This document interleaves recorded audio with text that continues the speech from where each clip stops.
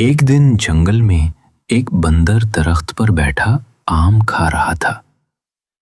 آم اتنے میٹھے تھے کہ وہ خوش خوشی سے ناچنے لگا۔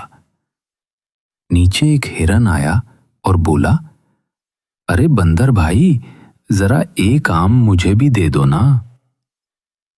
بندر شرارتی انداز میں بولا، لے لو، لیکن پہلے اچھا سا گانا سناؤ۔ ہرن نے گانا گایا تو بندر ہنستا ہوا بولا، واہ واہ، آواز تو اچھی ہے، مگر آم ابھی پکے نہیں۔ ہرن غصے میں چلا گیا۔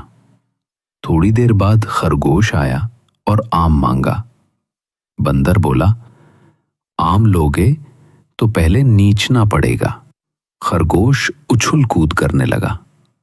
بندر ہنسی سے لوٹ پوٹ ہو گیا، لیکن جیسے ہی بندر ہنسا، آم اس کے ہاتھ سے گر گیا سیدھا نیچے گندے پانی میں۔